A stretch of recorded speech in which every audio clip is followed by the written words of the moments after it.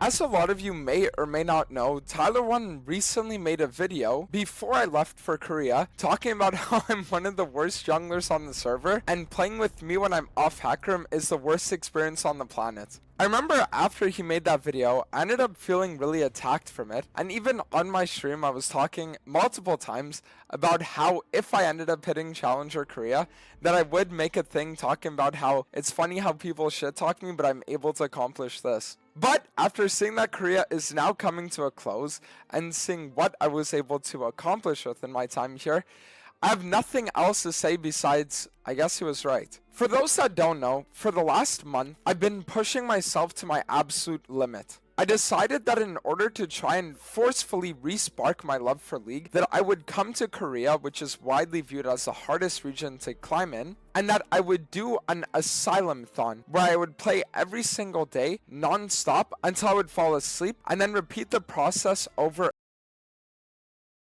As a lot of you may or may not know, Tyler1 recently made a video before I left for Korea talking about the sleep and then repeat the process over and over and over again. Now with the support of the community, we were able to actually make the experience last a full 17 days, which was the target. And then after, Laura ended up coming down for about a week, so I was doing interspersed streams here and there. And then for the last 3 days, I've been hard grinding again. And today I have my flight, so the grind is over. And the reason why I wanted to kind of give you guys this backstory and also talk to you is to give you not only my thoughts on the Korea climb, but my thoughts on everything going forward. So to start off, I just want to say that I really feel like for the last year and a half, my behavior and my gameplay when it comes to League has just been borderline unacceptable. After playing in Korea, this scammer stole $200 million and is now behind a bunch of TikToks trying to get him released from prison early. And this is after he orchestrated multiple multi-million-dollar schemes that cost victims over $200 million, including running an $8.5 million fraud from his prison cell using his wife as an accomplice, while he was serving a 25-year sentence for his original $179 million scam. The CEO of First Farmers Financial is being sentenced to 25 years in prison for fraud in attempting to escape to South America. Nike has to...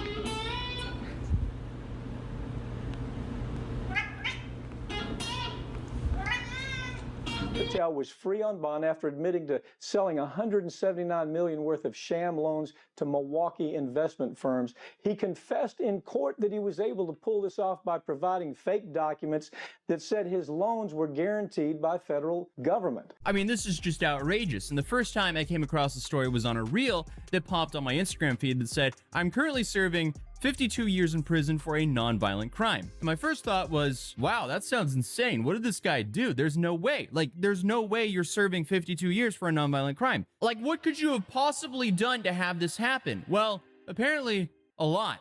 Because the more I dug into this guy, the deeper I realized the rabbit hole was. Because it's safe to say there was way more to the story than what he was telling us here. Because this guy might be one of the most persistent and audacious financial criminals we've ever covered here on this channel. And what started as a fake loan business turned into a decade-long crime spree that didn't even stop when he was behind bars. So meet Nikesh AJ Patel, a 41-year-old former CEO from Florida who turned what could have been a very legitimate business into one of the largest USDA loan fraud schemes in American history. Before everything went sideways, Patel seemed to be living the American dream. He was a successful businessman, partially owned a restaurant, and had recently purchased 5 different hotels. But underneath all that success was a massive house of cards that was about to come crashing down. So, what happened? Well, back in 2011, Nick was nearly a 30-year-old entrepreneur from Windermere, Florida, who likely resembled any other ambitious businessman trying to make it in the financial world.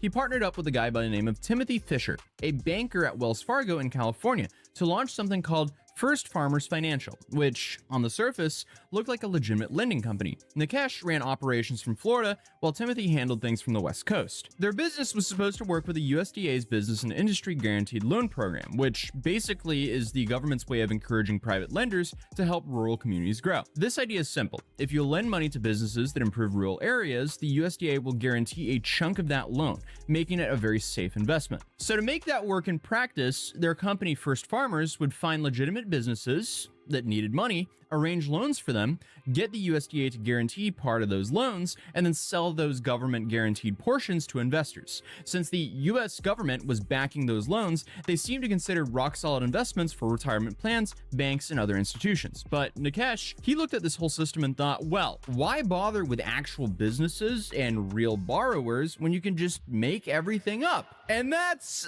essentially what he did, because starting in late 2012, Nick started to craft what might be one of the most elaborate financial fiction projects ever made. He didn't just create like a few fake loans, he built an entire universe of non-existent businesses, fictional entrepreneurs, and imaginary rural development projects. Like, I can just picture this guy going ham on the whiteboard like frantically, but like with just like a whole new universe for himself of like fake businesses. So over the span of like 2 years roughly, Nick fabricated 26 completely fake loans ranging from $2.5 million to $10 million each. And that was nothing simple, because he created detailed business plans for companies that did not exist, forged signatures of USDA employees that he never met, and even invented fake loan identification numbers that looked official enough to fool professional investors. Then to make everything look legitimate, he even invented a fictional accountant who supposedly certified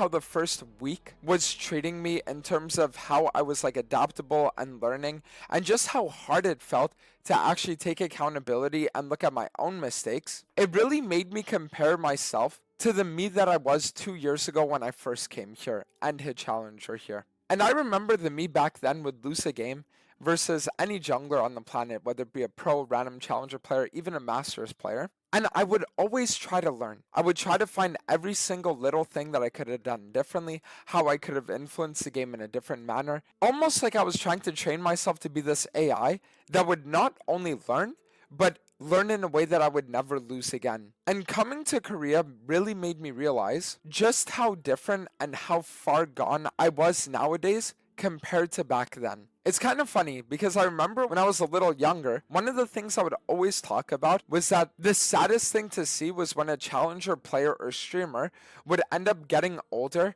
and then they would become hard stuck diamond or masters because they would always blame everybody else rather than themselves for the losses they would have, and it would keep them hard stuck. And it was kind of a shocking realization to come to terms with the fact that that was what I became. Rather than being the guy who would always try to look for ways to improve, I just always tried looking for ways to justify my losses. And that's the reason why we even see that on my Behold account, that was the one that I peaked Challenger on early season, I was in a position where I was legitimately hard stuck in Masters for almost 1,000 games. And truthfully, as somebody that's been able to hit Challenger in every region I've ever gone to, this is an embarrassment. I could sit here and I could spend hours talking to you guys about the things happening out of game, the things going on in my personal life, and just the experiences I've gone through that have led to me becoming this type of player rather than being the kind of player that I used to be. But the truth is I just got complacent and I got lazy. And that's why, even though we are ending the Korea trip without even having seen a Grandmaster promotion, I am very happy and I am very hopeful about the things to come. And the reason why I say that is because even though Korea hasn't been a crazy trip by any means at all, at the end of the day, it was a fun thing for me and my community to have experienced with the whole Asylum-thon idea.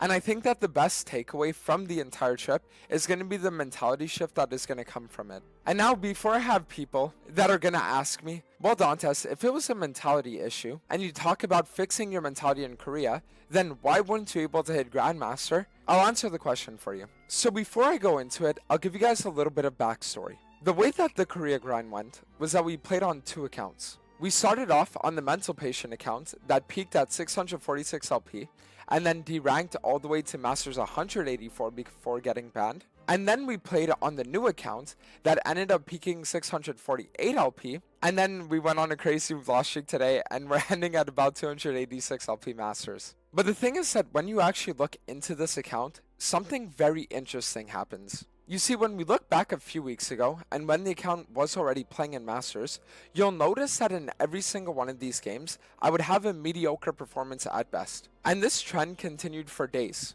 until one thing happened.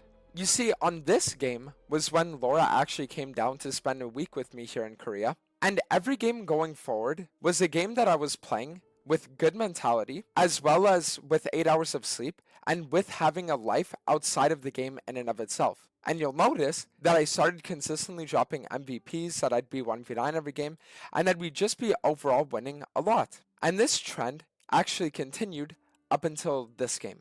And the reason why it stopped here, for those of you that want to know the story, is because Professor Kali was actually the one that helped me get this Korea account. And the way that he did it was because he was in the LPP program, and through the LPP, you can actually request accounts that are based in other regions. So he asked Riot for a Korean account because he said he was going to come to Korea, and they ended up giving it to him, and then he gave it to me.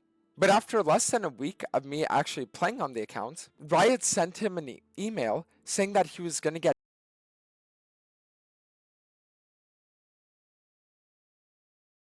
kicked from the League Partner program, and that everything that he ever had from them would be revoked immediately. So what this meant is that everything, including the account he was giving me, was on track to actually being banned early due to a breach of their guidelines. And what ended up happening was that when I ended stream here, it was about 6 p.m. and I left. I met up with my girlfriend, we ended up going out, having a good time, and at 1 in the morning I got a message from Professor Kali with a screenshot of the email. And thinking that my account was going to be banned in the coming hours, And at the second that Korea woke up, everything would just be over.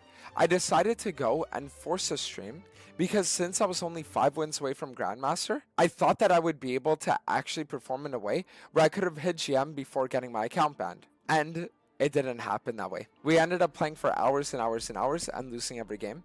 And then the next day, only slept a couple of hours, and we ended up losing a bunch of games as well.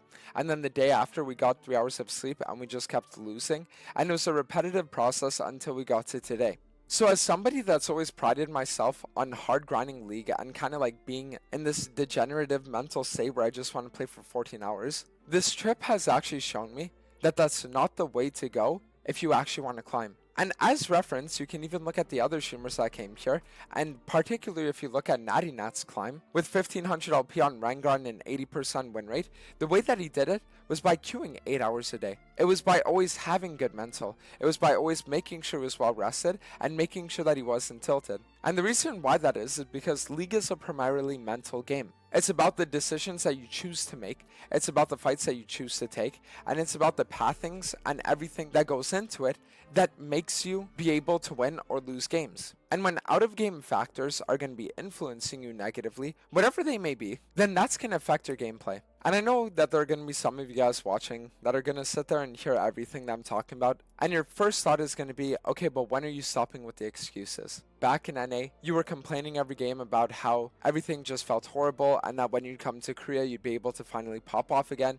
And now leaving for Korea, you're talking about how when you go to NA, you're going to pop off again. So when are the excuses going to end? And to that, I have a very simple answer. I think that excuses are one of the hallmarks of passion. But I think that that's only true when the excuses that you're giving out are things that can be directly in your control and things that you can change. If somebody wants to be a great swimmer and they want to be the best swimmer on the planet, and when you ask them why they lost a race, they're telling you that the temperature of the water was too cold, or that everyone else was just too fast, or that it was a bunch of these things that just don't even have any bearing on reality, then that's not somebody that actually cares enough about becoming the best swimmer that they're willing to do what it takes. But if you have somebody that's going to look at you and they're going to say, you know what, I just didn't swim fast enough today. I don't know if it was an issue with my sleep. I don't know if it was an issue with my practice. Maybe I just need to practice harder. Or maybe I just need to change my approach completely to how I approach swimming. Then that's somebody who gives himself room for improvement in a way where now he opens himself up to being the best swimmer. And before leaving for Korea, unfortunately, I was the first kind. I was the guy that would look at everyone and be like, yeah, the reason why I'm not climbing is because I get long queues, it's because I get target banned, it's because I get target hunted, it's because people flame me and I don't care anymore, it's because of this, it's because that. And it was all bullshit. But now, when I actually look at how I'm going to approach the game, coming back to NA, it's in a way where I think things are going to be really good. Because I will be focused on my own improvement, I will be focused on my own gameplay. Probably going to be bringing coaches again to help refurnish a lot of concepts and things like that too. And I'm going to try putting myself back in the mentality of wanting to be the best again, because the truth is that I don't want to give League up. Before coming to Korea, I kind of made myself a promise. I said that if this trip went bad, and if it didn't go well, that I would just end up switching over to variety. And the reason why was because if I'm not finding any enjoyment from League, Jefferson, a young Colombian man with a clear problem that could be broadly summed up in 3 words: height complex. Living with the trauma of feeling short and wanting to be tall. You're seeing a former addict relapse in real time. Well, not real time, this is a video, but you're seeing me hop back in League of Legends, something I haven't done in a long time. Occasionally, like once, maybe twice a year for the last like 4 years since I've been sober. I'll check it out just to see what's going on because I get kind of hype after watching some esports. And like clockwork, I'll play a couple games and be like, I'm glad I'm done playing this. So, now that I have the gaming channel, you're gonna... and I know that it's slowly killing me inside to not have the same passion for the game that I once did, then I might as well just prioritize my career and do the things that would actually allow me to grow infinitely bigger as a streamer. But one of the thoughts that kept coming to me over and over and over again throughout the trip was that I just didn't want to give it up. I don't want to move on. I don't want to move past League. It's been such a core part of my life for so long, and such a core part of my journey as well, that for as long as I can, I just want to make sure that it's what I'm doing. And although the Korea trip did end up going kind of bad, since we never ended up peaking GM and then we did end both accounts in Masters, the fact that I was able to have this mentality shift that I've had, and then also have a lot of takeaways in regards to prioritizing the gym and my mental health outside of League to make sure that my League games go as well as they possibly can, was, I think, worth the trip. Now, to give you guys an idea on what to expect going forward, I'm going to make it my mission that I give you guys the best content that I possibly can. A lot of you guys really love the videos like 1v1ing every rank in League of Legends and stuff like that, as well as the funny Kadim videos that were here and there. So I'm going to make it a point that I actually do try to make League content creation a forefront in my mind, in order to not only give myself video ideas that I'm proud of creating, but also give you guys videos that you can enjoy watching. I'm going to make sure that the actual content in and of itself is a focal point. And one of the main reasons for this as well was because an internal monologue that I was having with myself throughout this trip was, do I enjoy being a content creator or do I enjoy creating content? And when it came to League specifically, I think that my issue was just that complacency led me to a point where I haven't felt the need to push myself. And now that I actually do feel like I'm ready to do that again, it's going to be really, really, really good. So in the pipeline, what's going to be happening is that for the next few weeks after coming back to NA, I'm going to be attempting an NA climb. After that few weeks, seeing how far we go, hopefully Challenger, we're going to be starting a jungle A to Z, where I'm going to be trying to play every single champion and winning a game with them on the jungle role on a fresh account. And yes, Drew 11, don't worry, I'm going to be leveling it myself. And then afterwards, later this year, it won't be on YouTube, but it will be streamed. In about late November or early December, we're going to be doing an Elden Ring DLC marathon. And then afterwards, the new season is going to begin. So listen, I know I don't really talk about it that much, but the fact that I can have a community of people that watch me, and the fact that there can be as many of you guys as there are, that are going to enjoy my videos and be able to be with me on the grinds that I am in, is something that does make me very happy. And I do know that for the League viewers specifically, seeing how I've been over the last year and a half compared to how I used to be, is something that's a little bit disheartening to see, which is the reason why I wanted to make this video, to kind of give you guys hope for the future. So anyways, I want to thank you guys all again for everything. I really do want to thank you for constantly showing support and love in the way you do. And as a special little message to Tyler, everything you said was right for now, but it won't be for much longer. Thank you guys all again for watching, and I'll see you for the next video. Peace.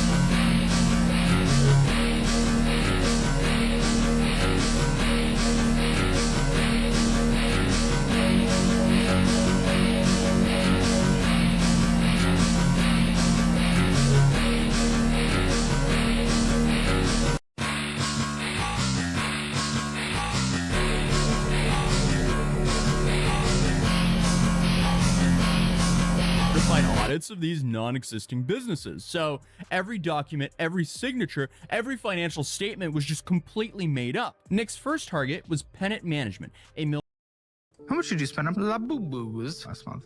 Probably like 700. We saw this. Yeah.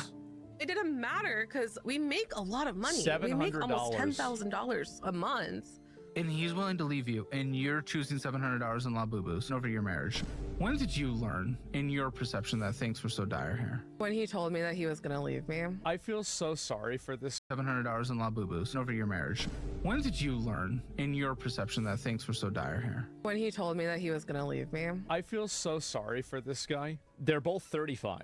I can almost guarantee you that they've probably been together for a very long time, and he was probably a nerdy guy, and she used to be a really, really hot goth girl. And this guy got so lucky by dating her and marrying her. And then now it's 10 years later, 20 years later. No chance? I'm telling you guys. No, I'm telling you guys that's probably what it was.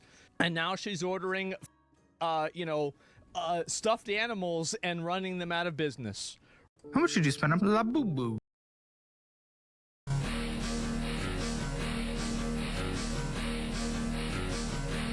Tony is a legend. That's a fact. You truly believe there's two genders? Wait, hold on. I gotta process this question because is that easy? That's it? It's only two genders, of course, yeah. Okay, yeah. Like you're playing a character in your videos about Yeah, of course. certain things that you believe in or not. Yeah, white lie, yeah.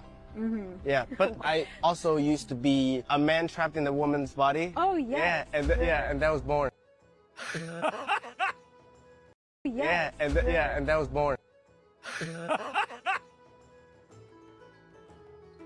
Oh my God, I've never heard that before. Holy, that was good. Wow. And you can see she's so happy whenever she hears that shit. Oh, really? Oh, yes, yeah.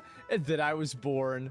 Man, that is amazing. Yeah, all right, maybe I need to buy a sign. Yeah, maybe you do have to buy a sign. Tony is a legend. That's a fact. You truly believe there's two genders? Wait, hold on. I gotta process it.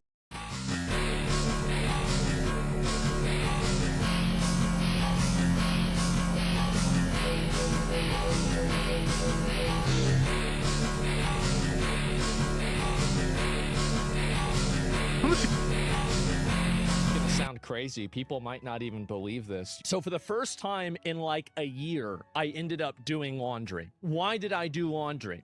The reason why is I ran out of clothes. But then I realized that I had actually bought new clothes because that's the way I do laundry is whenever I run out of shirts, I just go to Walmart and I buy the $8 pack of 5 shirts and then I don't have to worry about shirts for another 3 months. I was doing that for a long time and now finally I ran out. So I was worried, but apparently I found more of them and apparently I did laundry for no reason. You sell your shirts? No. What do you think this is? Do you think this is OnlyFans?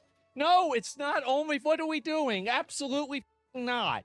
Gonna sound crazy. People might not even believe this. So for the first time in like a year, I ended up doing laundry. Why did I do laundry? The reason why is I ran out of clothes. But then I realized that I had actually bought new clothes, because that's the way I do laundry, is whenever I run out of shirts, I just go to Walmart and I buy the $8 pack of 5 shirts, and then I don't have to worry about shirts for. I think Demon Slayer is, I'm gonna give like maybe a hot take, okay? I think Demon Slayer is like, it's kind of like, it's very formulaic in my opinion, and I think that there are some elements of it that are really, really good. I forgot his name, the Set Your Heart Ablaze guy. He's the coolest character. Rengoku, yes, Rengoku. Definitely really, really cool, but I think overall, this is the thing that I don't like about Demon Slayer. I think Tanjiro is the least interesting character. I think Zenitsu, they made him better over seasons. Like at the beginning, he's horrible. I hate him, but I grew to like him more. Obviously, I mean, I think anybody could guess, right? I have a little sticker here. Inosuke is my favorite, right? By far. I think he's great.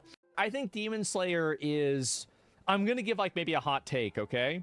I think Demon Slayer is like, it's kind of like, it's very WoW devs want to step back from world-ending stakes back to quests like Oats for Blanchy.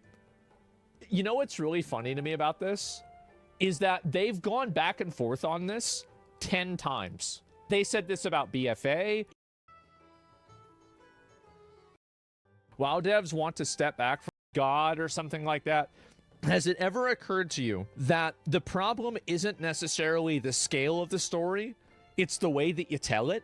Like the power scaling and world-ending issues are just simply, there's no logic for this, right? Look at Legion. Legion is the best example of this. Legion ends with putting a demon who is larger than the Earth in a jail, and that's after you're defeating his intergalactic legion of other demons that have betrayed the race of like the good demons.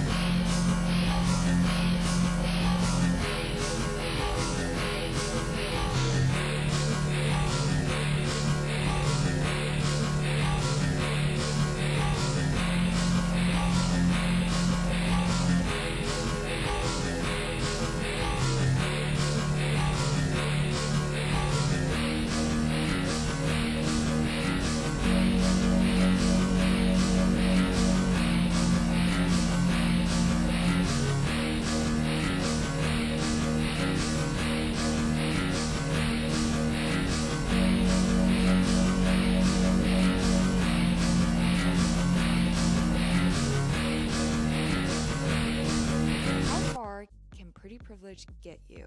TikTok star Charlie D'Amelio. Charlie D'Amelio. Charlie D'Amelio. Charlie D'Amelio. 140. Wait, she has 150 million subscribers? Jesus. 154 million followers? That's insane. Wow. The 27K views.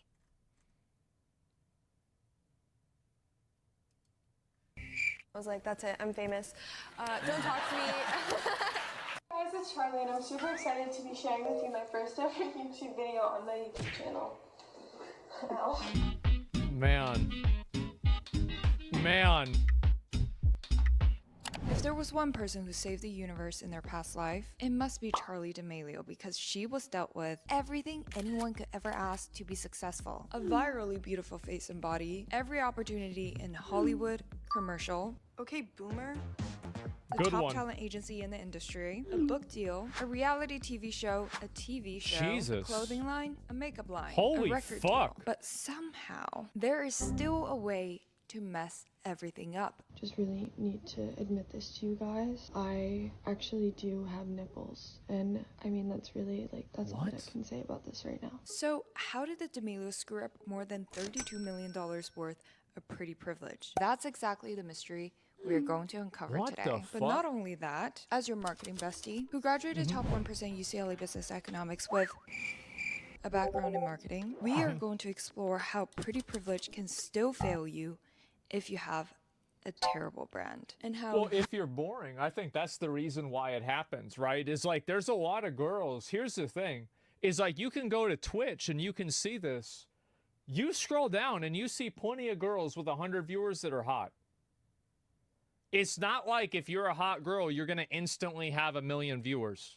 you, yes you, no matter if you have pretty privilege or not, Yeah. can build a successful brand to help you down your career. And by brand, I don't just mean slapping your name or face on a t-shirt. Branding is about how your future college, future boss, future boyfriend sees you. And I'm creating this series to analyze celebrities from a marketing perspective, because many of whom do not recognize the power of influence they have over a generation of young girls. She caught drunk? Yeah, of course. Well, who knows if that's her actually being drunk, though? It's hard to say. I really don't want to work anymore. And I think it's so important to be aware and reflective. The problem is people like that. I feel like with a lot of people that get popular on TikTok, etc., especially for being attractive, let's be real, right? Like what happens is you get older and then people aren't as attracted to you anymore. That's what happens. And so like if you were popular for being hot and then people don't think you're hot anymore, then you're not going to be popular. Right? And you get over, yeah, and then people move on, right? And I think that that's the way it is with a lot of personalities. Of the people who are shaping our culture. And despite how terribly the D'Amelio franchise flopped, we will also talk about how they could come back from the lack of brand and the hate they always cry about. I'm upset because I haven't been in any drama. First, we need to understand how the D'Amelios had every Jesus single chance Christ. to build a billion-dollar empire. Charlie D'Amelio, for those who have never heard of a small app called TikTok, No drama? good Yeah. for you, is a Connecticut high schooler who is not a nepo baby, an Instagram heiress, or a self-made artist. She started creating dance videos on TikTok in 2019 that quickly broke the platform and the Guinness World Record as the first person with 50 million God followers on TikTok. damn. in See, like, April I never even go on TikTok. I don't even know who these people are. It sounds crazy. Yeah, I have no idea. 2020, then 100 million in November 2020. The entire internet and Charlie herself was dumbfounded by That's this success nuts. because while Charlie was a dancer, many have Yeah. claimed her dances to be mediocre. Surely it can't be that people are shallow and that the TikTok algorithm prefers a pretty face, right? Not possible at Yeah, all. that's the obvious reason. Like, it's just, yeah. I mean, it's so weird that people don't understand this. It's crazy. Of course, Renegade became the Charli D'Amelio dance because she did it so much better than the original choreographer. And of course, the reason Dixie D'Amelio, Charli's sister, began blowing up too was that her natural talents blew the platform away. All in all, some people are born on the right side of the beauty algorithm and beauty standard, and they should embrace it. But as the sisters are dealing with this life-changing fame, which in this day means power, which means money, their parents and new team saw a pot of gold. There's also a huge problem that a lot of people have is that when a person gets popular for being relatable and likable, like I think that it seems like she did, and like being pretty, and then you get very popular, and then that changes your like demeanor, it changes how you act, it changes like the you know, like you're talking about money all the time, etc. Now you're no longer relatable. Like if you're on like TV shows and stuff like this, people that watch you that are like high schoolers can't relate to you anymore whenever you go on Jimmy Fallon and you talk about how many $1 million you have, right? Yeah, fame, ruin, popularity. Exactly, right? And there's plenty of people that doesn't happen with, right? Like it's not like every person who is like successful, like Keanu Reeves, for example, like that didn't happen with him, because that's not the perspective. It's not the fact that you have the money, it's how you act with the money. That's really what the difference.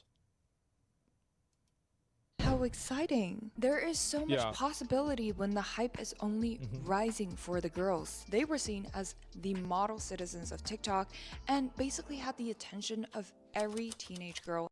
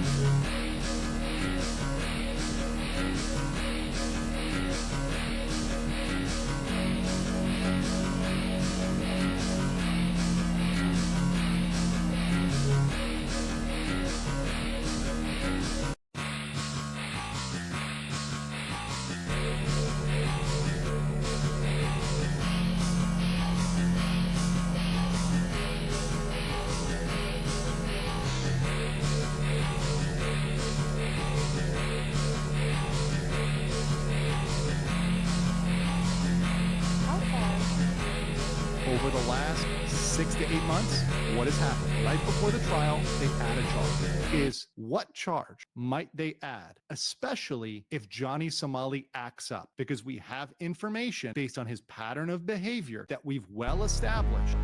And by the way, he would go to jail even if he appeals. Even if he appeals.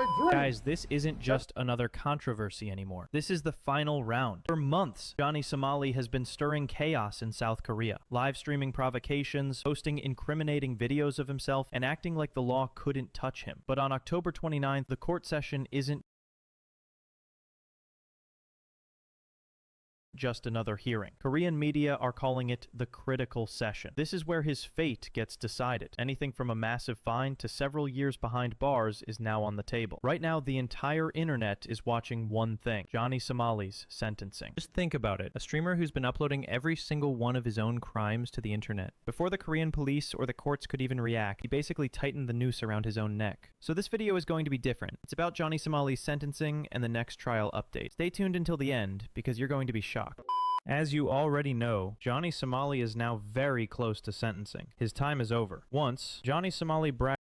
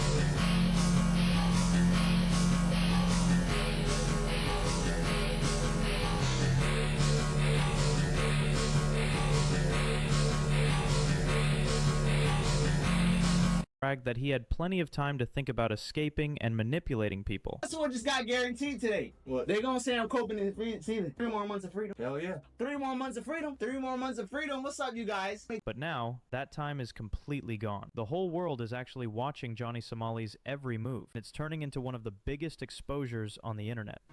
I guess people like to see drama and hate content at this point, but people are addicted to my story. Like, literally. Like, they're like, when's the next update? When's the next Johnny video? When's the next?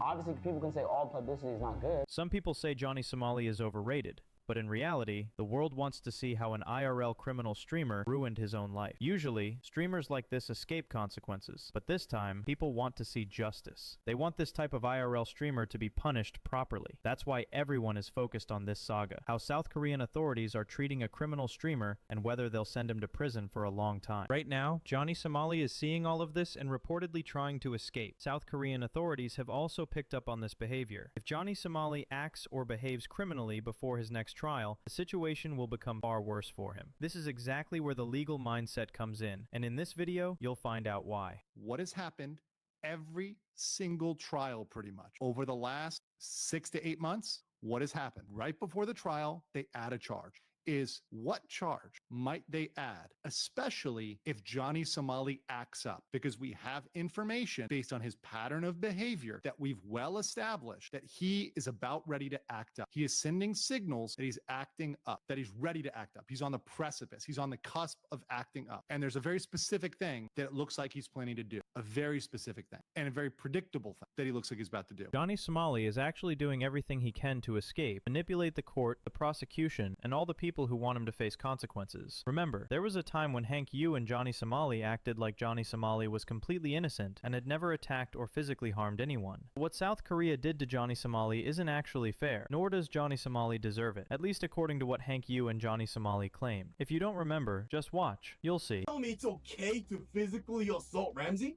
I never touched anybody. I never touched anyone. An American citizen who never assaulted anyone or in 2 years of streaming, I've never touched anyone. So guys, I want to ask you a question. Do you have an answer to Hank Yu's argument? If anyone can beat the logic of Johnny Somali and Hank Yu, leave it in the comments. This way, we can see how delusional and disgusting they really are. They literally refuse to acknowledge their own criminal activity and don't even understand what a crime truly is. As I said, Johnny Somali's sentencing is coming up soon. I'll say more about that later, but first, watch this for the latest update on Johnny Somali's next trial and how many years he is still likely facing. So, what's the latest update from the prosecution? So right now, we've got these, but they can always add more. They can always add more. We've got 4 obstruction of business, 2 minor crimes, all of which he's pled guilty to, which, by the way, these 4, the max is 12 years. The max is 12 years. It's not, if this new charge gets added, the max is life. The max is life. But for now, on paper, it's still 12. So, and mind you, if he gets additional count, this is just going to get closer and closer to the minimum. So these are the sentencing guidelines. So right now, the sentencing guideline dictates he gets at least 4 years and 9 months by default. So at least 4 years, 9 months. That's what the default is, just based on what he's got right. And then the max is 12. And by the way, he would go to jail even if he appeals. Even if he appeals, he would go to jail pending that appeal. So, as you've heard from a legal perspective, South Korean authorities are literally shutting down all remaining options for Johnny Somali to escape prison. Even now, Johnny Somali is acting like a criminal by uploading his own criminal content once again. Just think about his behavior. He knows he's a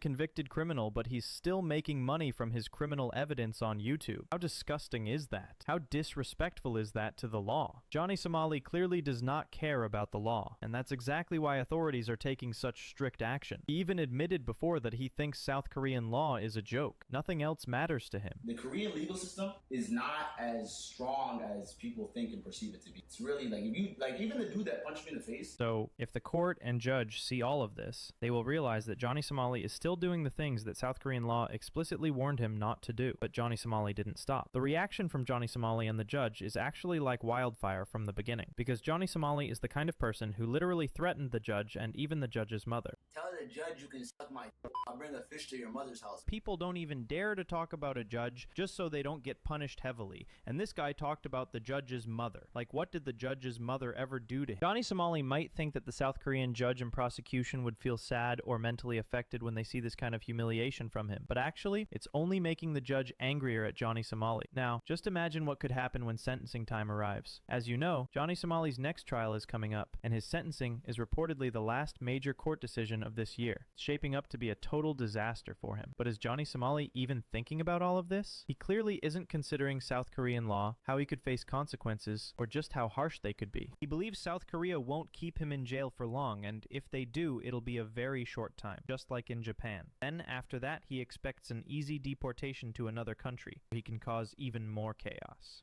And it doesn't stop there. Johnny Somali has said multiple times that he knows what he's doing is not right, but at the same time, if the South Korean government punishes him, he thinks that would also not be right for him. Got the most views. I became the most infamous. But to charge me with all these like minor crimes and like lock me in this country for months for doing that, I feel like is still not right. I feel like both. I don't think I'm right, and I don't think the government right here is right. I'm a nuisance. I'm not gonna act like I'm perfect. I just feel like I'm antagonized and demonized, like and canceled to the point where I'm like, okay, I'm insensitive to cultures. I went to Japan. I made fun of the Hiroshima and Nagasaki. Made fun of the statue in Korea. But should people try to kill me over that? So, Johnny Somali, you said yourself that people shouldn't kill you over what you did, but later you also said you don't think you should face consequences. I just want to ask, are you actually trying to make us fools? If 1 million people were to vote, apart from a few of your little fans, the rest would all say they want you to serve 50 years in jail, because everyone knows you will never change. And this type of act isn't fooling people anymore. Nobody's buying it. Later, Johnny Somali even said that everything he did was just entertainment, because according to him, he's an entertainer and a comedian. Koreans that I've seen have been very upset. Why are they taking it so serious? Why do you think? Because it's kind of disrespectful and stuff. You saw what I did in Korea, right? Yeah. The statue? Yeah. I look at myself, I'm just a comedian, I'm an entertainer, I'm here to entertain my audience. Like, you know Borat? Yeah. I look at myself like that. I feel like it's my story, it's my life, and I want to live it. And I don't like to be controlled. I have a problem with authority. And now I feel like these people on the internet that want to cancel me, I feel like they want to control me. They want me to sit down, shut up, be a boring content creator, be a boring live streamer, but I want to be me. So what do you find after seeing all of this? Johnny Somali has multiple tactics to defend himself. Sometimes he plays the card of being part of the black community, sometimes he calls himself an American citizen, and sometimes he claims he's mentally ill. And now, with his next trial date coming up, he is literally uploading his criminal videos online before the trial to challenge the judge and the prosecution. Just think about it. Johnny Somali clearly isn't thinking about the law. If he continues like this, he literally has no idea how badly he could be destroyed. So, guys, what do you think about all of this? Let me know in the comments.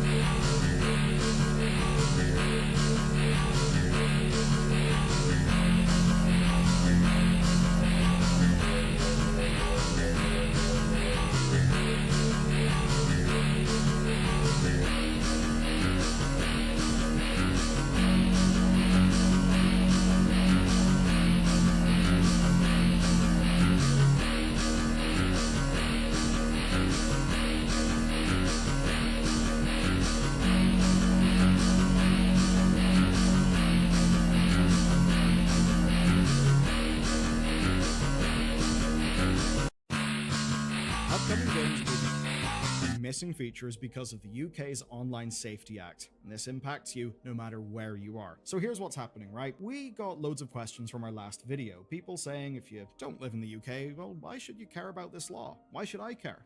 Well, the answer is very simple. The answer is that game development is a global thing, and when developers have got to choose between cutting features or limiting them in one region, some will actually just cut.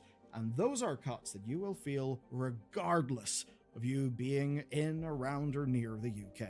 Here's a big update to that story that I found in today's sponsor, Ground News, which I use for researching stories. Why? Well, this stuff's complex, but with Ground, I get the facts and easily see differences in perspective. So let's take a look at this story. Wikipedia have lost their legal challenge against the Online Safety Act. Ground News is showing 33 sources with a rather revealing 40-40-20 split, where left and center outlets are covering it equally, but only 20% right-leaning sources are here. Now with Ground, we can dive deeper to see the framings, and that tells us everything. The National Pulse says court upholds online censorship law. Others soften it, just saying Safety Act regulations. And you essentially have the same loss in court, but totally different narratives. And this obviously matters to gaming. The act is already impacting how games handle user content and chat moderation. And the power of Ground is being able to have an accurate and unbiased perspective in all of this. And we can even see that with 80% high factuality ratings, the reporting in this one is solid. But when right-leaning outlets are barely covering a censorship story, that's a blind spot worth noting. And covering your blind spots is one of the best parts of Ground News. And to get Ground for yourself, go to ground.news/bellular. You will get 40% off unlimited access with the Vantage plan. That's the best price for that plan. It's the plan that I use. And it's an absolutely amazing service, especially in these modern times. Check them out down below. Thanks to them for supporting us. Let me catch you up on things. The Online Safety Act is a long gestating piece of UK legislation, and it's designed to restrict kids' access to illegal or, quote, legal but harmful content. Basically, any online system where kids could interact with the content is impacted by this law. And from the public view, it essentially demands age verification from users, and then it restricts access to content for people who fail that verification. And the first full implementation of this kicked off in the summer. And we've talked about, say, its impact on Discord. We've covered how it killed smaller MMOs and forums because they simply cannot afford to adapt to this new law. They can't afford the compliance costs, and, well, the risks, the punishments are extremely high. Services like Steam are also taking on the risk of verification, and most recently Nexus Mods unveiled their version of this content moderation where they're restricting access to adult tagged content unless users are verified. That's a bunch of what's happened. Access to adult tagged content unless users are verified. That's a bunch of what's happened. But now we need to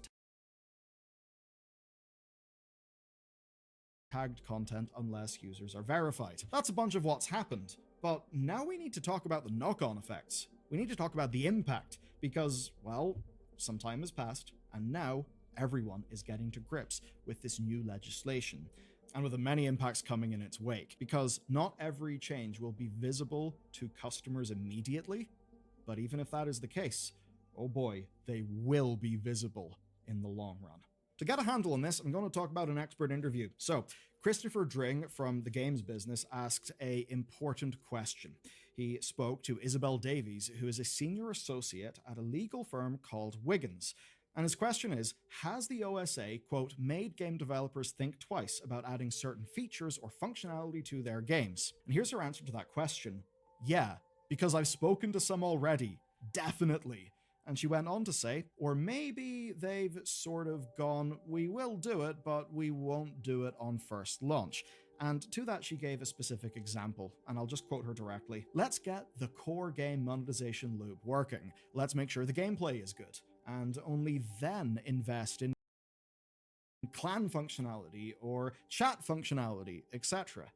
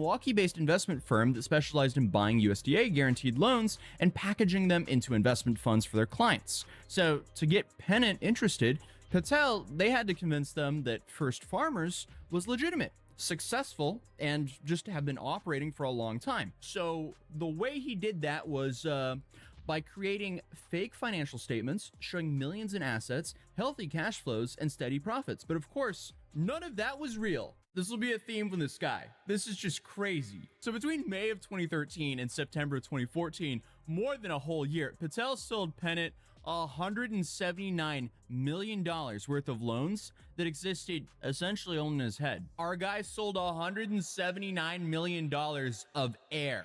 Crazy work. And the money flowed from Pennant's clients, which were retirement plans for teachers, municipal employees, and regular working Americans. So this really puts Patel into the Hall of Fame of scumbags. So essentially, by him selling this $179 million worth of air, that just parked that money straight into a Florida bank account that only Nick could access. So from there, he just went on this massive spending spree. Like, essentially, he just started spending money like someone who won the most illegal lottery ever. Because once Patel had access to nearly $200 million in stolen funds, I mean, the guy went wild. He spent more than $130 million buying, renovating, and operating hotels. Not fake hotels, actually, for fake loan purposes, actual hotels that he could apparently, run as legitimate businesses while simultaneously running one of the largest financial frauds in history. I'm assuming this was to keep a cash flow going so he can keep paying his loan balances. But obviously, he couldn't leave it at that. He also kind of had to go down the normal rabbit hole of buying a bunch of luxury cars, including a Rolls Royce, a Lamborghini, a bunch of custom jewelry, and then he flew around the world in a private jet and frequently took vacations to Panama, where he apparently went to blow off some steam from his stressful job, which, was stealing people's pension money. But he owned a restaurant in Florida, had multiple homes, a boat, and was throwing around money like it was going out of style. Meanwhile, to keep the scam running, Patel had to make it look like the fake borrowers were actually making loan payments. So he used some of that stolen money to send principal and interest payments back to Pennant's investors, creating the illusion that everything was working perfectly. And then also spent about $26 million buying back 3 other fake loans that he previously sold to a different investment firm. Because it was safe to say that people started to get suspicious of him as the whole elaborate scheme started falling apart in September of 2014, when someone at Pennant Management began noticing that things just did not add up. Like, the math was not mathing here.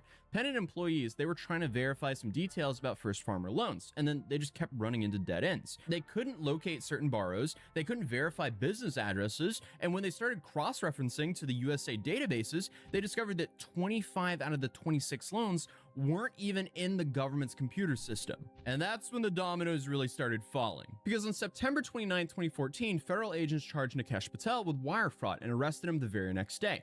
Pennant Management, the company that bought all these fake loans, completely collapsed because of the fraud and shut down its investment advisory business entirely. So it's just hilarious that these TikToks were like, oh, it was nonviolent crime, because sure, it was nonviolent, but he completely destroyed so many lives for what he did. The dude probably couldn't have ruined that many lives even if he went around robbing people at gunpoint, because the human cost was devastating. 42 retirement plans lost money that working Americans had saved for decades. Community banks took massive hits, and municipal governments saw their carefully made investments completely vanish. And these are loans people thought were safe, but, obviously it was just air.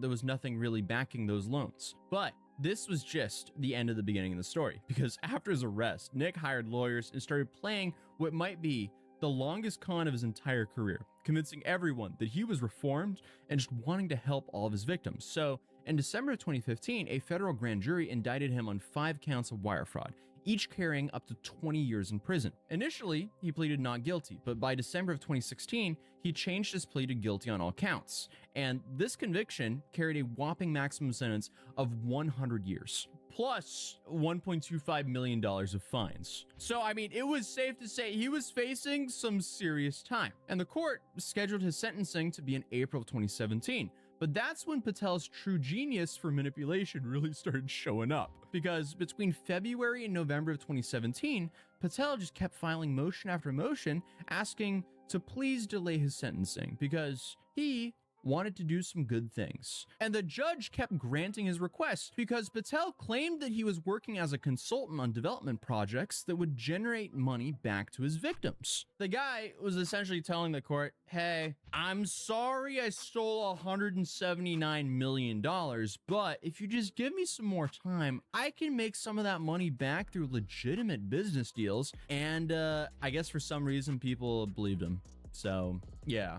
In November 2017, Patel filed a motion claiming that he had a unique opportunity to earn an additional $1 million for his victims by working on some kind of redevelopment marketing study, and his lawyers even claimed that the money was already sitting in their trust account. And the court-appointed receivers supported the delay because it seemed like a legitimate chance for victims to recover some more funds. And the court just kept granting delays after delays, and finally set up his sentencing for January 9th, 2018. What nobody realized, though, was while Nikesh was supposedly working to help his victims, he allegedly was just perfectly pulling off a whole new fraud scheme.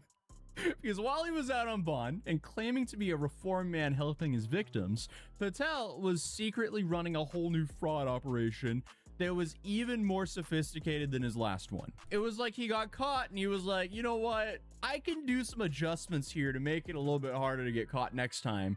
So he just ran it back while he was out on bond. I mean, at least the guy is dedicated to his craft. So I know you guys are wondering, okay, what was the new scheme? Well, this time he created fake loan documents claiming that a real bank in Miami was out here making loans to convert rural hotels into assisted living facilities. The bank actually existed, but they had absolutely no idea that their name was being used for, you know, essentially just fictitious multi-million-dollar loans. The dude was printing money out of thin air with other people's names involved. Awesome. So Patel, I guess, invented a fake identity called Ron Elias. But Ron Elias supposedly worked at this Miami bank and was signing off on all these loans. He then took these fake loan documents and applied for USDA grants. Again, he just ran it right back at the USDA. Oh man. So he applied to the USDA for guarantees under the same business and industry program that he'd used before, because obviously he was familiar with that. And the USDA, for some reason, once again, agreed to guarantee these fake loans. Patel then sold the guaranteed portions of the Federal Agriculture Mortgage Corporation, Farmer Mac, for $19.3 million. Oh boy. But here's the most twisted part of all this. He used some of this newly stolen money to make restitution payments for his first fraud scheme. So when the court looked at his financial records, it appeared that he was legitimately earning money to pay back his victims. But in reality, he was just stealing from new victims to pay back the old victims. The dude was running a Ponzi while delaying his sentencing. Again, I mean, at least he's dedicated to his craft. You kind of have to admire that. And of course, things just keep getting worse with this guy because most of the $19 million, they were not going to the victim's restitution at all. Patel was saving it for something way more ambitious than helping people that he'd robbed, because 3 days before his January 9th, 2018 sentencing date, FBI agents discovered that Nick wasn't planning to show up to court to face the consequences of his actions. Instead, at 7 in the morning on January 6, 2018, agents observed that Nick and an associate were heading to Kissimmee Gateway International Airport, where they just arrested him because they found out this wasn't just like some last-minute panic. Patel had actually been planning his escape for months. And in his possession, agents found an Indian passport, $20,000 in cash, multiple credit cards, 7 luxury watches, and some kind of white powder. It was never identified what this white powder was in court documents, but I'm sure people can put 2 and 2 together here. And to make things even worse for him, those detailed documents outlining his plan to seek political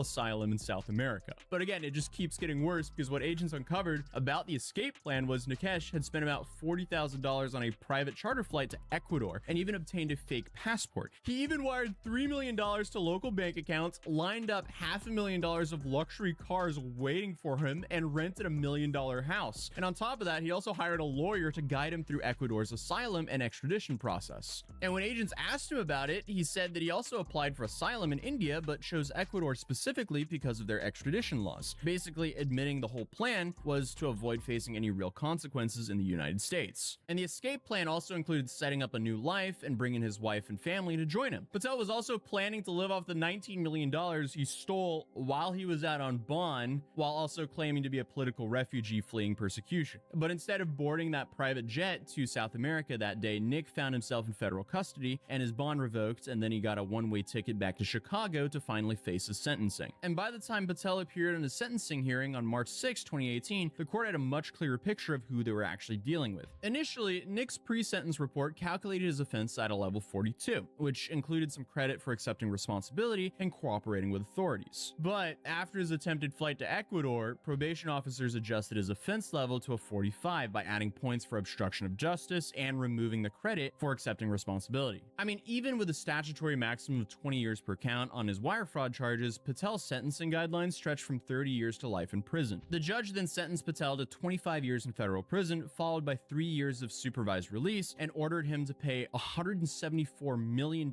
in restitution to his victims, which was essentially every penny he stole plus interest. Nick then tried to appeal in March of 2019, arguing that his 25-year sentence was unreasonable, but the appeals court quickly realized that a guy who stole $179 million and attempted to flee the country and continued committing crimes while out on bond probably deserved exactly what he got. And while Nikesh was sitting in federal prison serving his 25-year sentence, prosecutors in Orlando were building a separate case against him for the $19 million fraud he committed while out in bond. So on December 18, 2019, a federal grand jury returned a 13-count indictment against Patel for the scheme involving the fake Miami bank loans. The charge included conspiracy to commit wire fraud, conspiracy to commit money laundering, and money laundering. And the case took a while to work through all the counts, but on February 28, 2023, Patel pleaded guilty to all 13 counts, and the FBI had managed to recover about $11.3 million out of the $19.3 million that he'd stolen. But Nick was still on the hook for the restitution for the other victims. And I mean, at this point, it's safe to assume that Nikesh Patel had learned his lessons about the consequences of financial fraud.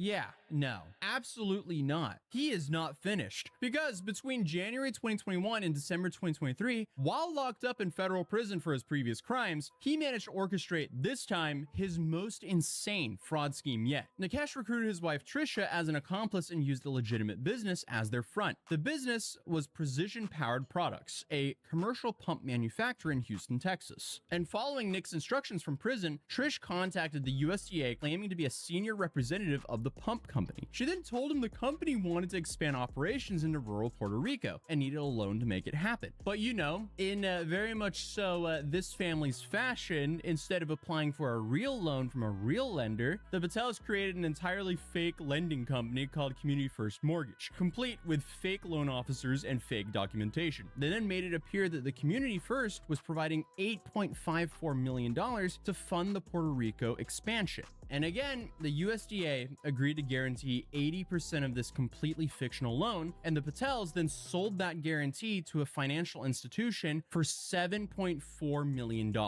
So the fake loan was broken down and sold to multiple smaller financial institutions, creating this complex web of investments, all based on documents that Nikesh was creating from his prison cell. And Trisha was actually making monthly loan repayments on the behalf of the fictional borrower to maintain the illusion that everything was legitimate. They're literally running back the same strategy. The payments were coming from the money that she originally received from selling the loan guarantee. So it was essentially just a circle of fake money that kept the scam running for nearly 3 years. The third scheme finally unraveled when investigators started looking into the pump company and realized that their supposed expansion into Puerto Rico was, well, fake. So on May 21st and May 22nd, 2024, both Trisha and Nick Patel pleaded guilty to conspiracy to commit wire fraud and their roles in the scheme. Trisha was then sentenced on September 18, 2024 to 51 months in federal prison. But the real shock came on October 8, 2024, when the judge sentenced Nick Patel to an additional 27 years in federal prison. So that means that Nikesh Patel could serve up to 52 years in federal prison if he doesn't get out on good behavior. And what's a little interesting about this was the judge could have made these sentences concurrent, which would have meant that Patel just served them at the same time, but instead he chose to stack them, making them consecutive and ensuring that essentially Nick will likely spend the rest of his life behind bars. And the FBI, they managed to only recover about $7 $74,000 in cash and a 2022 BMW X7 from their third scheme, leaving the USDA and 4 financial institutions to absorb most of the $7.4 million loss. The total damage from Patel's 3 fraud schemes is over $200 million,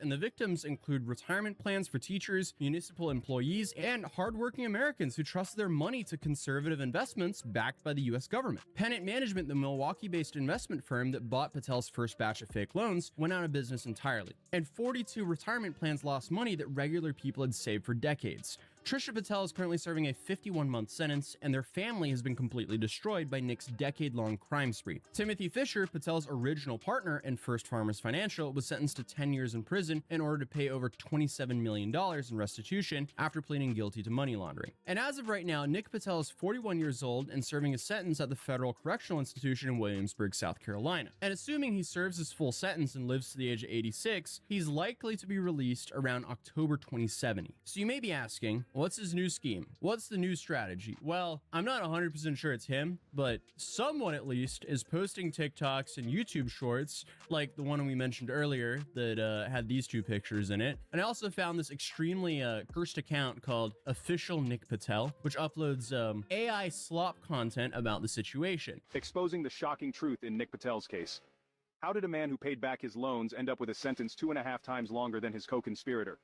Follow for part 1 of how the justice system failed Nick Patel. Okay, so from all the research that I've done and everything we've gone through in this video, I would say this seems a bit misleading, to put it lightly, but his next video might just be peak AI slop, because this is the sloppiest of AI slop I've seen in my entire life. Donald Trump has always been vocal about prison reform. Remember when he said this? Everybody deserves a second chance. We've seen too many cases of unfair sentencing, and we're working to fix that. We've pardoned great people, people who were wrongfully convicted or served their time and deserve a fresh start. Trump has the power to change lives. Will he do it for Nick Patel? Follow for updates.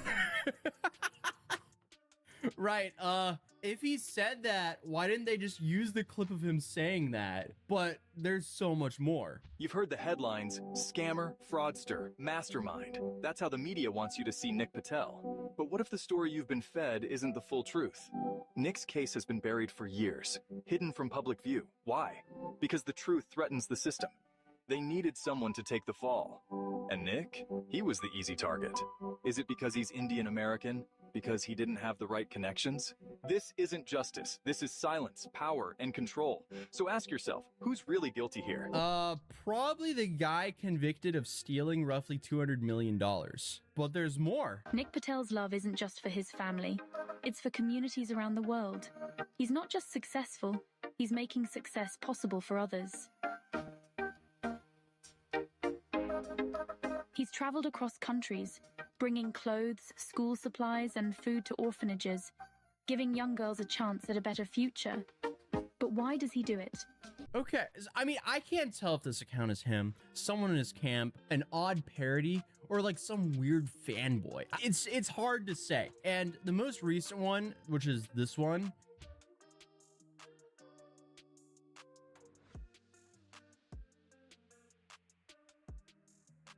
I don't know what they're trying to go at here. Like, what's the point they're trying to make here? Like, imagine going from a private jet that you paid for with people's pensions, then you got caught. I mean, yeah, that's what happens. Like, the internet is honestly quite the fascinating place. But I mean, hey, at least he didn't claim that he was Jesus's best friend and could bring back people from the dead like this guy did, who scammed $50 million from everyday Americans, which is honestly just an insane story I would heavily recommend checking out here. And if it doesn't appear here, it would be in the pinned comment down below. But other than that, I'll see you guys in the next video. Subscribe if you're new, drop a like if you enjoyed this video, and I'll see you tomorrow. Peace.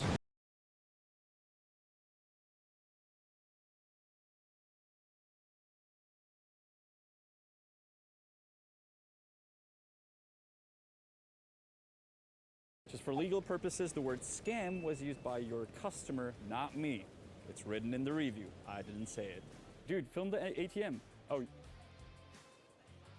And so the mini merchant sold me soap for 400 crown. And Wait, I think there's like 17 of them. The place behind me launders clothing, not money. But there's money involved in this story, and it's regarding the ATM behind me. Because the laundromat and the ATM live in harmony. until we show up, or a tourist. Then the harmony changes into a horror show. So it's been quite some time that we've exposed that these ATMs actually came up with a brilliant new trick where they merge two buttons into one, forcing you to use a service to get your balance on your account where your bank may have actually charged you for that inquiry. Sometimes you wouldn't even get an answer. Watch the video, it's an interesting story. And believe it or not, a couple of years have passed and that button, cash and balance, is suddenly two separate buttons again, as it was always. So one would think, oh, it's the honest guides. They have changed the world for a better place. Well, no, it has nothing to do with our video, believe it or not. It has actually something to do with Hungary, or at least I think. So believe it or not, but there is an office in Hungary called GVH, Consumer Protection Office. I'm gonna be bad with translating this, but I did it. And what they found out is that they're investigating the operator of an ATM network, Euronet.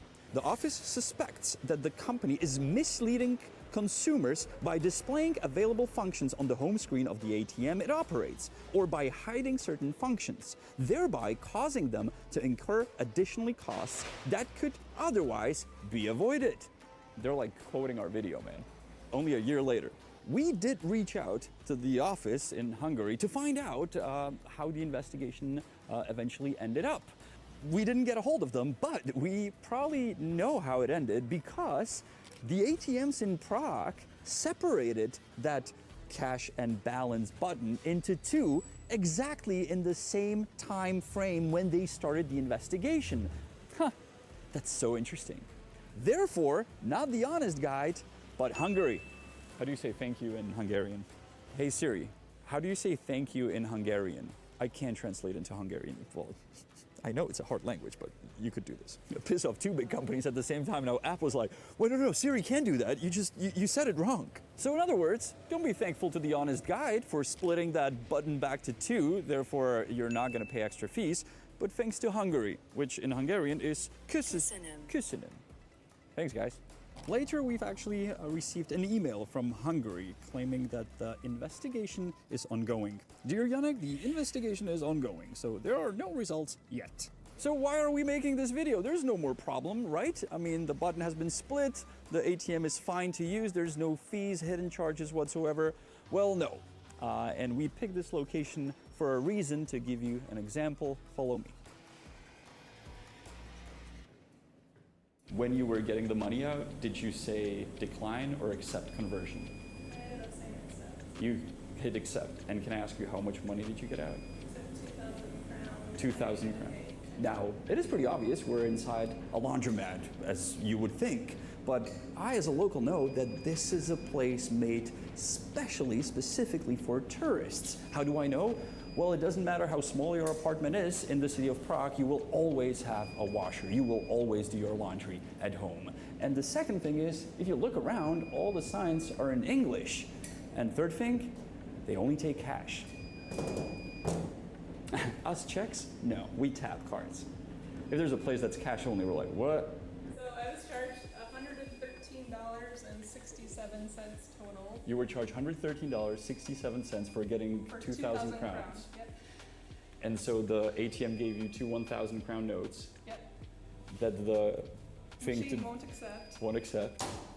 Now the woman got 2,000 crowns out of the machine behind me, which translates to US dollars 93. 93 US dollars is what she got in our currency. But somehow the bank charged her $113. She lost $20 during the conversion, during the withdrawal. The machine simply kept it, and it is very complicated to explain why. The simple answer is decline, accept. You always want to decline the conversion of the machine because it is usually in the favor of the machine and not in yours favor. And so the mini market sold me soap for 400 crown. And Wait, I think there's like 17 of them. So 400 crown yeah. for 13 loads. Yeah. Now imagine if she would not take out 2,000 crowns, but would take out more, 20,000, because yes, the ATM suggests that withdrawal it offers you to get out 20,000 crowns. She would not end up paying $20 for the withdrawal, but 200. For 200, not only I would do her laundry, I would even iron it for her. Now, Euronet will obviously bring up an argument, and I'm happy that they will. The argument is, well, tourists need more money. That's why we suggest to them, like, get out 20,000 crowns, you're gonna need it. You're gonna drink in Prague, and Prague is crazy expensive. For tourists, it is. So getting out 20,000 is a good idea. Now, let me ask you, Euronet, I was just in Ukraine, in Kiev. War is going on there, so tourism is not like in its peak, let me put it this way. But your machine is there, set up at the train station. As I was coming in, I saw your machine and I was curious, what's it gonna do? So I put in my card and the machine suggested different amounts, ending at 40,000 hryvnia in the local currency, which comes to $900. 40,000 hryvnia is 1.5 the average salary in Kiev. It's ridiculous. It's like if a machine in US would say, oh yeah, you want to get out $10,000? They're trying to standardize or normalize something that is absolutely not normal. The example with Kiev, with Ukraine, is so shocking because look at prices in Kiev. I mean, coffee at the train station costs 30 and they're telling me to get out 40,000? I mean, I'm not getting the money out of the ATM to buy 1,300 coffees, which what the cash would be good for. Ugh, yeah. And speaking of Ukraine, since there's no tourism, the only Euronet working ATM I found was at the train station. The one in the tourist destination was turned off. It's what they did, exactly the same thing when COVID hit Prague. They switched off all their machines, which is a great thing to do when people are crazy. You turn off the ATMs just to calm them down. Mr. Rubesh, you just don't understand how things work around the world. I'm like, yeah. We asked Euronet why are they offering these astronomical amounts for withdrawal and also the DCC conversion. Euronet ATMs do not limit customers to a specific withdrawal amount. Customers can choose from preset amounts or enter any amount they wish. DCC is an optional service, and customers can choose to have the conversion performed by their own bank. And we also asked why are they offering these tourist-aimed services in Ukraine, where there's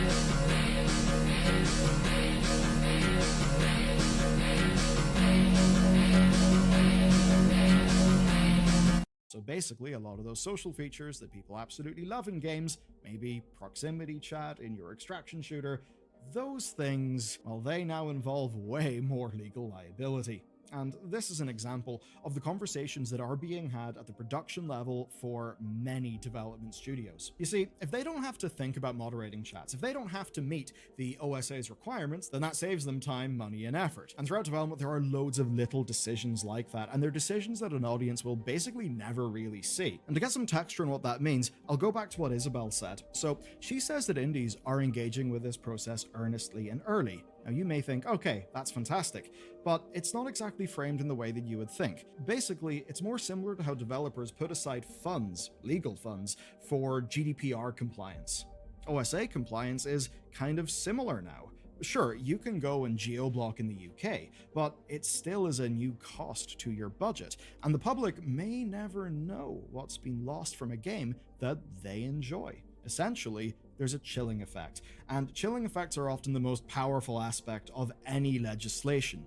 It's not that something becomes illegal, it's that businesses don't want to risk breaking the law, so they just steer clear of anything related to that law. And that's where the Online Safety Act could be having some harm to games. Any game that allows user-to-user interaction faces this question, and as you can probably imagine, that's a lot of games. They've now got to ask, if we want to sell in the UK, will we fall afoul of this law?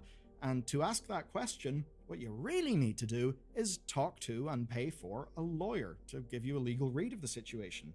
And this will impact planning of development. This might mean cutting features. If you're an indie dev, this could be a lot of work, especially if you're making the type of small team, reasonably cheap to make game that, as of late, has been going absolutely viral on platforms like Steam. So for people like that, it's a shitload of work.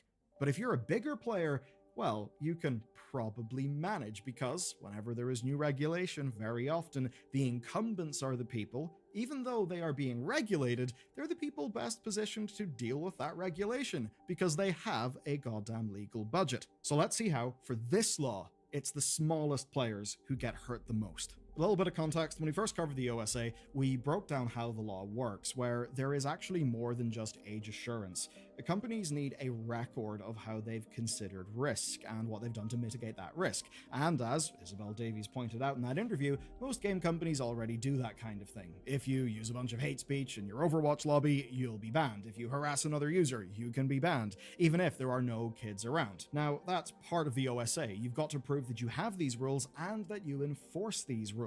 Which, by the way, does mean that you should probably expect rules that exist but don't really get enforced to actually be enforced now, because the enforcement will legally matter. And sure, to the big companies, having things like your end-user license agreements or PlayStation's new parental controls, those are good, those would work. And when investigating potential breaches of this law, Ofcom, the regulator involved, would look into those things, right, whenever they're dealing with a breach.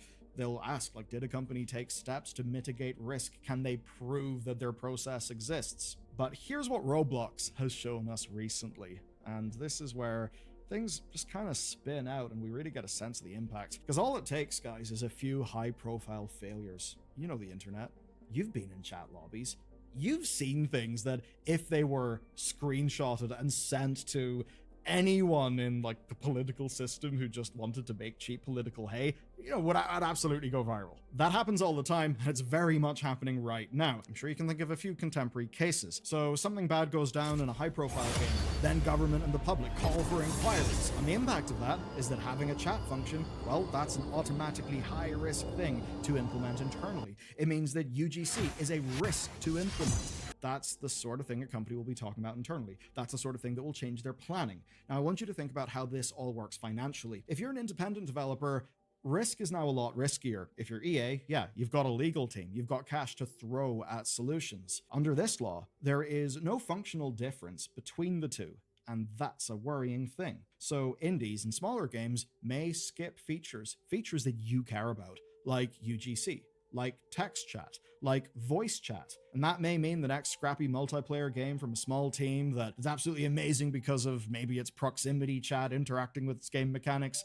Well, oh dear, maybe that would look different in the future. Maybe it's missing the sorts of social features that once would have been industry standard. But what if I told you it actually goes further than that? As an example, Discord recently announced plans to allow the integration of Discord's essentially infrastructure as your in-game chat. Right? So basically, it's Discord not just being the thing that you use, but Discord as a backend, essentially as a service that game developers could use. Now, Discord have got their own verification process. And this would then mean that, oh, if you use the Discord system that is going to deal with all of this legal compliance stuff out of the box, then great, you can just use that. And it would indeed seem like a straightforward solution for indies. And it actually would be, because it offloads the responsibility to Discord. But do you know what it also does? It also entrenches Discord as the backbone of in-game communication. This would be another example of a perhaps decently well-meaning law actually just entrenching incumbents and being bad for competition. That's what happens when only the biggest players can deal with the risks of a legislation or a regulation. They can even profit from those things. Because, of course, if compliance is now a problem, you can sell the solution and then entrench yourself in the market. And look, I think what Discord is doing with infrastructure is, honestly, a really good strategic move for them. It makes a lot of sense.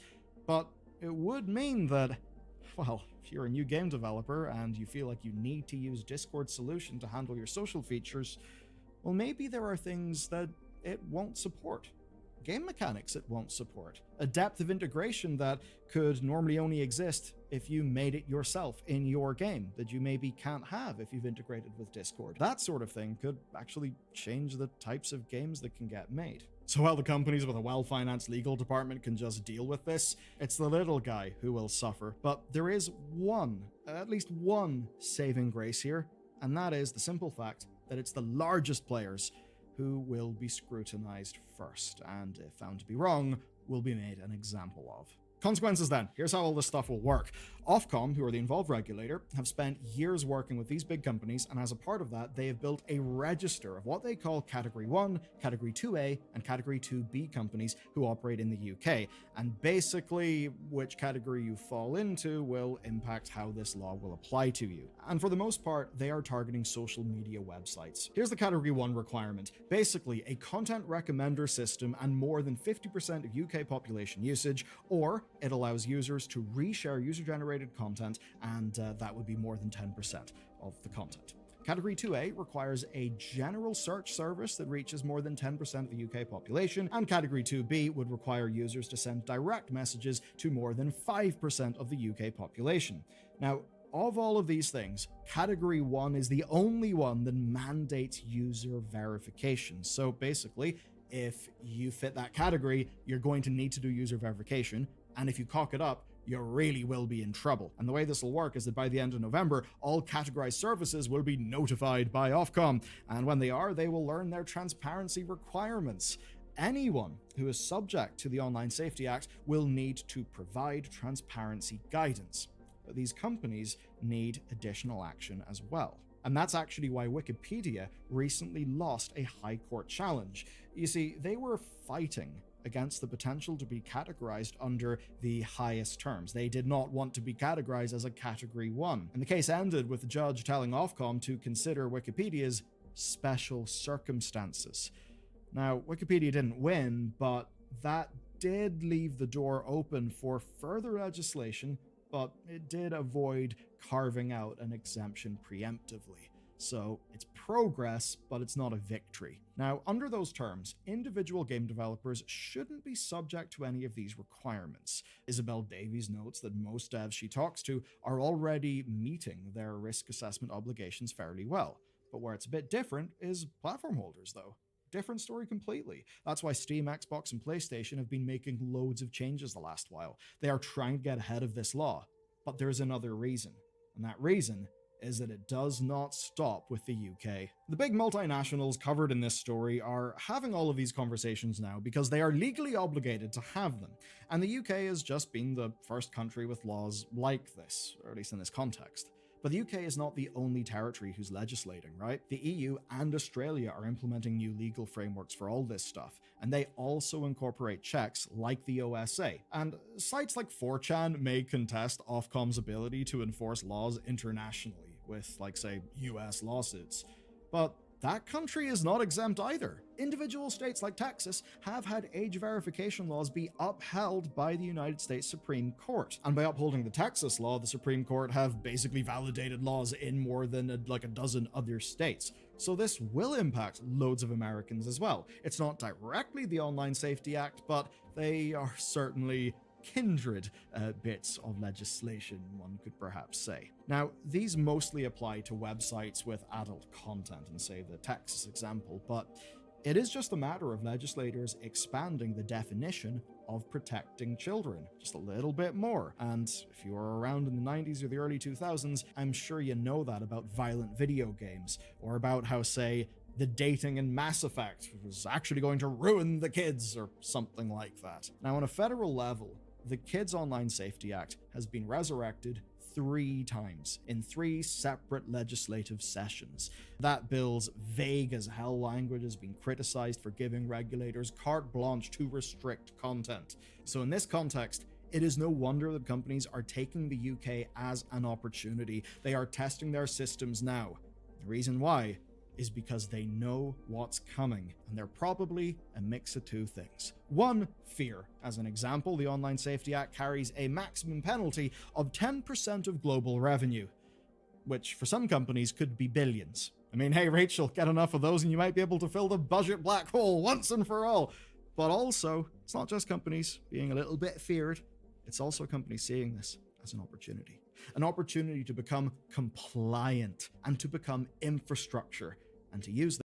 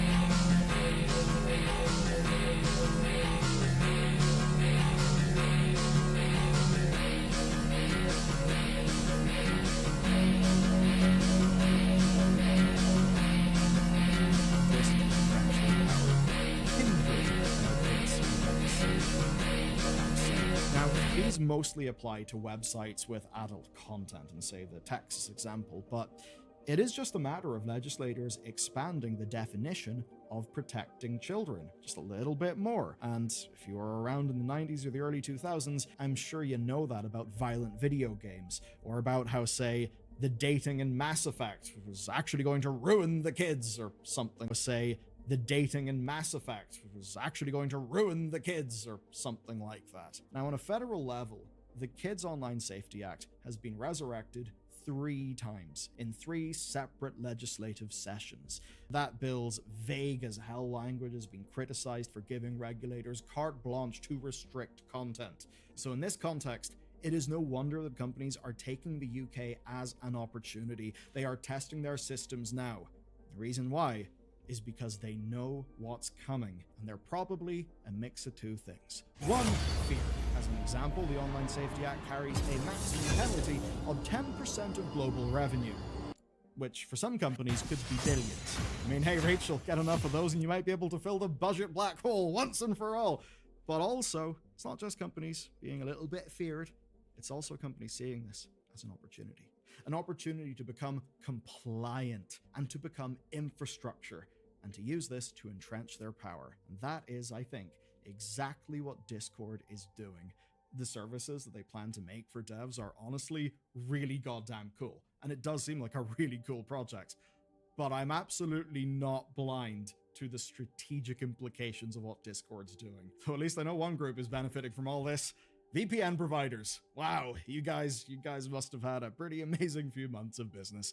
That's it for me in this video, but there's a lot else to talk about and a lot going on in the games industry. If you want to learn about that, watch this video next.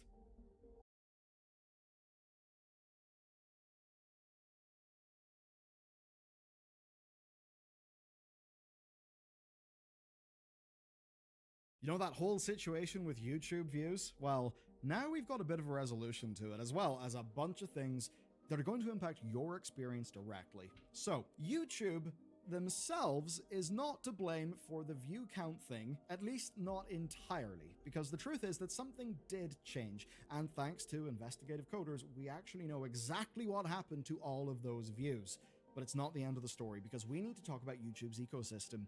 It is changing, and there is a climate of pressure that is, well, making creators think that a lot of these AI experiments are going to be dangerous to their livelihood. Goddamn, YouTube recently had an event where they announced so many features that kind of just look like shitty AI slop. Ever look at the greats in YouTube and wonder, how do they get those silky transitions or that cinematic B-roll? Well, today's sponsor, Storyblocks, is a huge part of the equation, and it's a bit of kit that I wish I had years ago. So here's what it actually is. Unlimited access to stock video, music, sound effects, and, this bit's the kicker, After Effects templates, which will let you punch way above your weight. These are things like smooth map animations, data visualizations, clean lower thirds, and of course they're templates you can customize to your own needs. It's one subscription that lets you download anything that you need. So just think about those shots that you wish you had. Aerial cityscapes, inside a data center, historical footage, abstract tech visualizations, stuff that could cost you thousands to shoot or license traditionally. And with Storyblocks, you search, you download in 4K, and suddenly you'll have your explainer video with production value that massively punches above your weight. And their licensing is completely clear for YouTube as well. That means no copyright strikes, no demonetization surprises. It's a tool we've used before, and I know, especially with the documentary style content I would love to make, like the life and times of Bobby Kotick, I'll be using it again. So whether you're just starting out or you're trying to level up your production, check out storyblocks.com/Ballular. The link is below. I'll begin in the views thing though. So YouTube gave an update on the situation a few days ago. There's a link in the description, and just like we suggested, restricted was not the sole culprit here. Now, they confirmed no meaningful change in the population of the restricted mode recently, and that it's a separate feature from the age protection rules. But here's the key part. They are, quote, not using AI to automatically enable restricted mode for viewers. And according to YouTube, all their systems are working correctly, and they weren't trying to gaslight everyone. But they did suggest that the problem could be multifaceted. They said they couldn't explain the view count drop with one answer. So, what could it be? There have been theories, maybe a return to baseline performance, maybe back to school. which I think a lot of us would disregard out of hand as the causal factor here. Maybe it's a better competition between creators. It could be those, but various creators have already debunked these things to various degrees as being universal problems. But YouTube suggested something else, ad blocking software, that might be impacting view reporting accuracy. Now, importantly, they framed this very specifically, that this is not a change in how YouTube counts views. No, it seems the problem is actually somewhere else. Now, here's the thing, YouTube still counts views that they can see. But as it turns out, many of your views have been invisible to them, and even right now are invisible to them, even if you are watching this video. Yes, you could be watching my face, thinking that you are viewing a thing on YouTube, and that view would be counted, but actually, there's a massive chance it isn't. So, one day after YouTube's post, YouTuber Theo Joe took them at their word. You know, if the problem wasn't YouTube's fault, then it must be somewhere else. And that triggered a memory.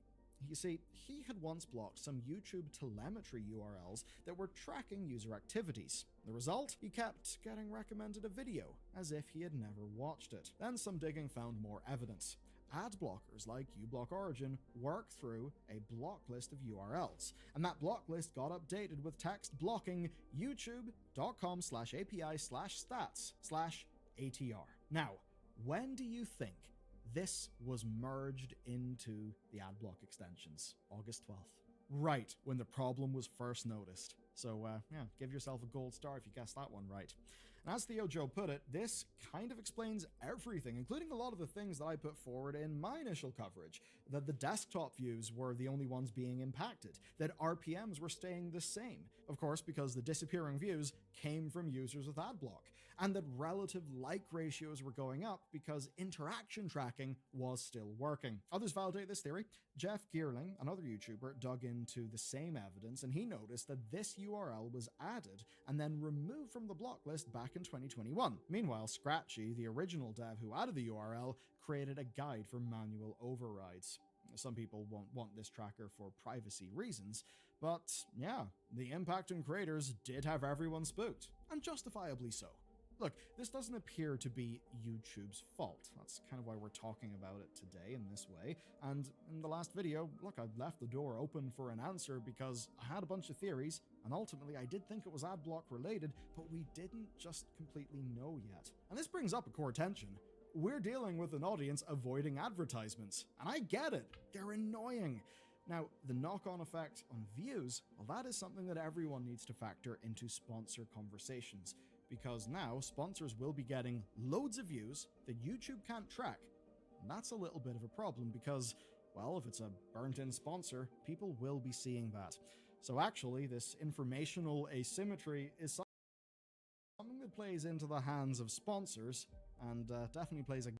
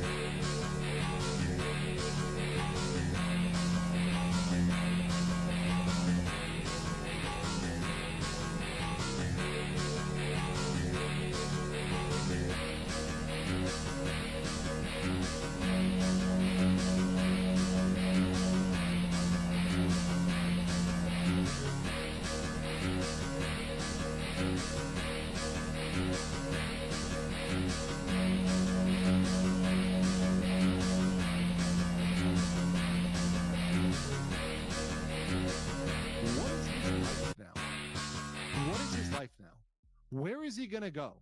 What other country can he stream in? If you are only happy in Europe or America or Canada, and you only like that there, say, do not come to the country and then complain about the rules. I banned refugees from Syria. I banned refugees from Somalia. Very dangerous places, and from all. Johnny Somali might actually lose his American citizenship. Yes, you heard that right. What sounded like just wild rumors at first is now being confirmed by multiple outlets, and it's shaking up the internet. American immigration officials are cracking down harder than ever on people who use their U.S. passport or green card. Then travel abroad, stirring up chaos, harassing locals, and getting themselves arrested. Officials are calling it a major embarrassment for the embassy, and they don't want that stain on the U.S. name anymore. The shocking part, this isn't even the first case. Remember Vitaly Kai? He found himself trapped when both the American and Russian embassies refused to step in for him, while Philippine authorities tried again and again to deport him back to the States. And now it looks like U.S. officials are taking things way more seriously, digging into not just Johnny Somali, but also other creators they claim are spreading anti-U.S. propaganda. Me, I'm stuck. I'm an American citizen. I know the State Department, they talk to the Romanians. They got Andrew Tate and they got Tristan Tate out of lockup and travel ban in Romania. Or dragging America's reputation through the mud. Some of them are already facing serious prison time abroad, and the U.S. is basically washing its hands of them. So, what does this mean for Johnny Somali? You might think he'd just finish his prison term in South Korea and then hop on a plane back to the U.S. Not anymore. Reports say American officials are already moving to block his return completely. This is no longer about just serving time overseas. It's about whether he'll even be recognized as an American citizen when this is all said and done. One headline bluntly stated, Johnny Somali faces potential loss of U.S. citizenship and escalating legal trouble abroad. Another news clip read, an American passport can't save Johnny Somali. His U.S. citizenship is officially at risk. This is no longer speculation. This is real, and the consequences could be permanent. And if you caught my last video, you know I already laid out proof. Legal analysis, documents, and expert breakdowns showing how South Korean immigration has the power to stack even more charges against him. Johnny Somali didn't just mess up once. He broke immigration and foreigner laws over and over again. And now we're finally seeing how deep the consequences can go. Arrest. For what? No. No. I'm Vigo, American. I know. I'm from America. You arrested. I don't care. Do it. You arrested. Do it then. Do it then. Call the police then. For what? 1, 2, 3, 4, 5. The American embassy and immigration officials have already been tightening the screws on foreign workers with shady visa issues, and the crackdown is only getting harsher. America wants to show the world it's not going to tolerate people abusing their passports or playing games with visas anymore. And here's the update. It's not just Johnny Somali. Reports are surfacing that other American streamers, even those holding legit passports and visas, have been dragged into custody abroad for reckless stunts and disrespectful behavior. Embassies are tired of cleaning up their mess, and immigration officers are treating these cases like national embarrassments. But make no mistake, after Vitaly's downfall, Johnny Somali is target number one. The desperation is showing too. Johnny Somali left Korea! CCP out! Johnny Somali has been begging, pleading for help to get back to the U.S. He even tried to compare himself to Andrew Tate and Tristan Tate, pointing out how they were under travel bans in Romania, yet somehow made their way back to America. But here's the difference. Johnny Somali used his American status as a shield while causing chaos, disrespecting laws and dragging America's name into controversy. Did he really think U.S. officials wouldn't notice that he could wave his passport around forever and get away with anything? Not anymore. Officials are now openly talking about refusing his citizenship, something that rarely happens to anyone born as a legitimate American. But Johnny Somali played the system so dirty that he may have pushed the State Department to the edge. And now, the man who flaunted his U.S. identity for clout might actually lose the very citizenship he thought made him untouchable. There are now multiple reasons piling up for why Johnny Somali could actually lose his American citizenship. And the list just keeps getting messier. Is that a problem? Blame Bill Clinton for Johnny Somali. Is there a problem with me saying that? Is there a problem with me saying that? If Bill Clinton never let my refugees starve with mommy and daddy, there's no Johnny Somali. Y'all can blame Bill Clinton. Authorities are pointing to his repeated run-ins with South Korean police, where he loudly declared, "I'm American," as if that gave him a free pass. Instead of protecting him, those moments have now become evidence that he used his U.S. identity as a weapon while committing crimes abroad. And when American investigators review those incidents, it could slam the door shut on his chance of ever coming back home, even leading to outright rejection of his U.S. citizenship. But that's not the only issue. Under Korean law, foreigners are strictly banned from joining political protests. And yet Johnny Somali couldn't resist throwing himself into the mix. By ignoring those rules and believing his U.S. passport made him untouchable, he might have crossed a line that turns reckless behavior into something much darker. Legal experts say extreme cases of disloyalty or acts that damage U.S. foreign relations can, in theory, trigger a rare review of citizenship. And Johnny's behavior abroad is starting to look exactly like that. It gets worse. A whole pattern of reckless, humiliating behavior internationally could be framed as conduct unbecoming of a U.S. citizen. Even Johnny's family background is foggy, with conflicting stories about who actually influenced his path and how he even got to America in the first place. The American embassy is said to be quietly questioning whether his citizenship status was ever fully clear. And then there's the wildest part. Johnny himself once claimed he was smuggled into America by his father and mother. More pissed than anybody else on the internet. I'm telling you that right now. They're like, my dad's like, why the are you going to Japan and with these people? Why are you going to Korea and with these people? And he even blamed former President Bill Clinton for how it all went down. Yes, he actually said that. This isn't even about whether Johnny Somali leans Republican or Democrat, because when you start provoking a former U.S. president, that crosses into a whole different level of disrespect legally. This could be a massive strike against him. Experts are saying that when American authorities dig into his case, they technically have the power to strip away his citizenship at any moment. That's how serious this is getting. And let's not forget the family drama. Johnny Somali's own father and mother have reportedly cut him off completely, refusing to speak to him or defend him in any way. For someone already branded a convicted criminal abroad, this makes things even worse. If even his own bloodline doesn't want him back in America, why would U.S. officials step in to save him? That's the chilling question right now. I banned refugees from Syria. I banned refugees from Somalia. Very dangerous places. And from all of the most dangerous places all over the world, I banned them. I said, I'm sorry. And in my second term, we're going to expand each and every one of those bans because we have no choice. Authorities will absolutely weigh that. They'll ask, is this man, with his rap sheet and global notoriety, even worthy of being allowed back on U.S. soil? And when the answer from his own family is no, the case against him looks stronger than ever. But here's where it gets even more explosive. Donald Trump's old comments about Somali immigrants are suddenly resurfacing and going viral again. People are connecting those remarks to Johnny's situation, saying the system was never going to give him a safety net in the first place. And the shocking part, Johnny Somali himself has admitted he isn't even who people think he is. Johnny Somali isn't even Somali at all. His actual name is Johnny Somal. Imagine the fallout if Donald Trump or his team zero in on that detail. They wouldn't be rushing to defend him. They'd probably declare, he's not one of us, and wash their hands of him completely. That possibility is now being whispered everywhere, and it's starting to sound less like speculation and more like a real outcome. Officials are already on high alert. U.S. authorities have made it clear they're tired of streamers dragging America's name through the mud with reckless antics overseas. If they had cracked down sooner, Maybe guys like Johnny Somali wouldn't have been able to embarrass the U.S. in South Korea, humiliate American diplomacy, and stain America's reputation across Asia. But now the damage is done, and Johnny's case is front and center. Look at the pile stacked against him. Multiple violations of South Korean law, blatant disrespect of police, shamelessly waving around his American passport, even using his citizenship in ways that scream criminal intent. Add to that the humiliation of being rejected by his own family, and it paints a brutal picture. American authorities aren't just aware of his behavior, they're actively debating whether he deserves to be recognized as a citizen at all. And here's the chilling reality. Returning to America may no longer be an option for him.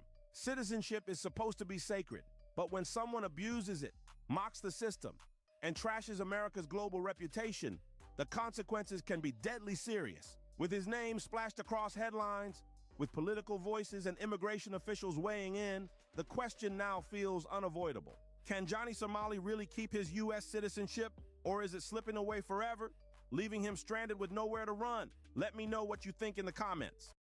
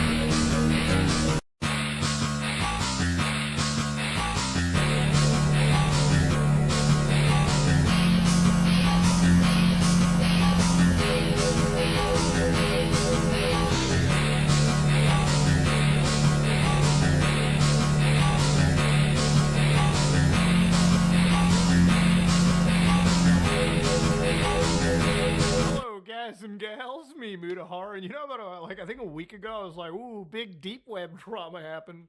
Well, ladies and gentlemen, nothing ever blows my mind than watching really professional people, nerds, beef it out over the internet. Now, the reason I'm talking about this is because I use something known as NixOS. Not necessarily all the time. Now, NixOS is a declarative distribution, so effectively the idea of this operating system is, it's not something for the faint of heart, let me tell you. So imagine that computer all the way back there, the computer that I'm using, two separate pieces of hardware. Now, if you wanted to basically configure the system to run exactly the same, right? You wanted to configure your system to have sort of the same applications, same everything, you can design NixOS and deploy a very similar operating system, a very similar like system amongst two separate pieces of hardware, right? So whether you're working on a couple computers or just mass deploying, NixOS is pretty cool. Now, you might be like, whoa, what kind of internet controversy or beef or drama could happen inside a fucking Linux distribution? Well, ladies and gentlemen, never let a moderation crisis go to waste. So to give you an idea, ladies and gentlemen, the NixOS system has a steering committee, okay? Now, a steering committee is an elected group of people, very democratic. SC is responsible for guiding projects in alignment with the community values. And it has these following responsibilities: project direction, decision-making, coordination with the foundation, creation and management of teams, management of official resources. Well, because of the steering committee, which, by the way, you can absolutely vote for them right now. Again, it's a very democratic world when it comes to online open source software development. But of course, alas, some massive drama had occurred. A statement from the members of the moderation team. We resign effective immediately in protest of the steering committee's ongoing pattern of attempting to interfere with moderation team operation, membership, and specific decisions. This is not a statement we enjoy making, and we apologize to the community for leaving right before an election that is bound to be contentious, and likely now more so. Man, there's elections that happen all over the world. I don't really give a shit about them. What I care about is my Linux systems, okay? I love using Linux, not because of a, political ideology, mostly because I want to use an open source, free alternative to Microsoft's crappy anti-consumer operating system. But of course, like most internet, argumentation, it always bleeds into pretty much everything. Unfortunately, the Constitution does not provide a meaningful recourse to the SC overreach, and we cannot in good faith continue operating under the current conditions. So mind you, the SC is an elected body, okay? And the moderation team is not really the original moderation team, obviously, since the, NixOS project started. A lot of people come in and out because, these projects go on for quite a while. People come in, they rotate in and out as time goes on. So the SC has involved itself in matters of moderation since the inception, but has repeatedly failed to understand the issues in the community. So the members attempted to stall implementation of some moderator decisions and actively subverting others. The members of the SC, the appointed elected council, asserted their authority to specifically target individual community members and topic of conversation and pressure moderation to apply additional action under threat of further interference. SC members demanding justification for mod actions post hoc, responding aggressively when explanations have been misunderstood, and going silent with no acknowledgement.